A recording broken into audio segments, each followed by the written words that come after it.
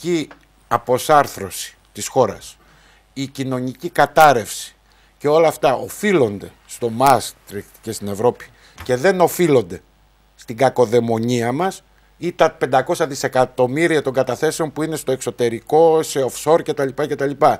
Ή όλα αυτά που περιγράψαμε προηγουμένως, τότε εγώ προσχωρώ στην άποψη ότι θα κάνω αυτοκριτική για το Μάστριχτ. Αλλά είναι προφανές, το Μάστριχτ ψηφίστηκε το 1992. Από το 1992 μέχρι σήμερα η χώρα ξεσάλωσε και σε καμία περίπτωση δεν ευθύνεται το Μάστριχτ. Γι' αυτό μπορεί να ευθύνεται για άλλα πράγματα, αλλά γι' αυτό σε καμία περίπτωση. Είναι προφανές ότι έχουμε ένα παγκόσμιο πρόβλημα κρίσης, χρέους, τραπεζών και παραγωγικής αναδιάρθρωσης. Δεν φταίει το Μάστριχτ που αυτή τη στιγμή το χρηματοπιστωτικό σύστημα, κεφάλαιο παγκοσμίως κυριαρχεί και την να επιβάλλει μια παγκόσμια δικτατορία. Το μεγάλο στοίχημα αυτή τη στιγμή, και τελειώνει κύριε Γάποτση, είναι ο πόλεμος ανάμεσα στην παραγωγή, στο κεφάλαιο που λέμε, στο κεφάλαιο, το παραγωγικό κεφάλαιο και στο χρηματοπιστωτικό κεφάλαιο, το οποίο δεν παράγει τίποτα. Ποιος θα κερδίσει από αυτούς τους δύο είναι το μεγάλο διακύβευμα. Εγώ αγωνίζομαι να κερδίσει το κεφάλαιο. Και αυτή τη στιγμή όσοι φίλοι, για να θυμίσω για άλλη μια φορά, ότι η κυρία Παπαρίγα και προς τιμήν της είπε ότι αυτή τη στιγμή η αποχώρησή μας από το ευρώ και επιστροφή μας στη δραχμή θα είναι καταστροφή για τον τόπο, αυτή τη στιγμή είναι ευλογία για τον τόπο το να έχουμε κεφάλαια. Το αμφισβητεί κανείς αυτό? Θέλουμε κεφάλαια. Λοιπόν, όταν ηρεμήσει ο κόσμος, είπε ο πρώτος ακροατής, η Ελλάδα χρειάζεται για μας ηγέτες. Πρέπει να ηρεμήσει ο κόσμος, να ηρεμήσει και η πολιτική ηγεσία. Ο Κωνσταντίνος Καραμαλής, ο Ελευθέρος Βενιζέλος δεν κοίταγαν την επόμενη των εκλογών.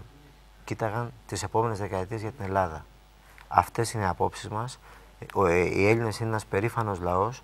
Πολέμησαν τη φτώχεια, πολέμησαν τη δυστυχία και κέρδισαν. Αυτό θα γίνει και τώρα. Μάλιστα.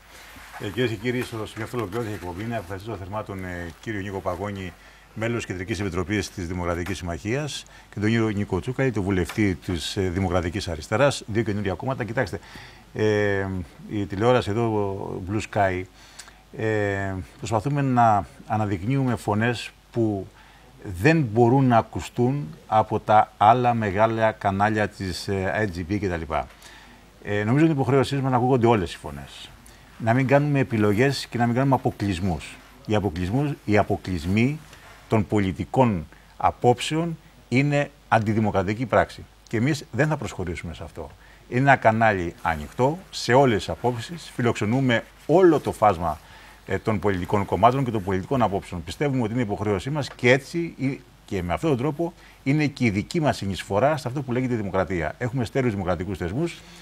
Επίσης, επειδή έχουμε στέρεους δημοκρατικούς θεσμούς και έχουμε πολιτικούς που θα πρέπει να μάθουν να ακούν τον πολίτη. Και επειδή μέχρι τώρα δεν άκουγαν τον πολίτη, γι' αυτό έχουμε αυτές τις εκδηλώσεις στις πλατείες, που θα πρέπει επιτέλους οι πολιτικοί όλων των κομμάτων να ακούσουν τους πολίτες που συγκεντρώνονται στις πλατείες. Πρόκειται πράγματι για την αφετηρία, αυτό που είναι στις πλατείες τώρα, αφετηρία πολιτικών εξελίξεων. Είναι η μήτρα, όπως είπαν και πριν από λίγο, που θα γεννήσει μια νέα πολιτική πραγματικότητα. Και σε αυτή τη νέα πολιτική πραγματικότητα θα δούμε πόσοι θα αντέξουν να μείνουν όρθιοι πολιτικά.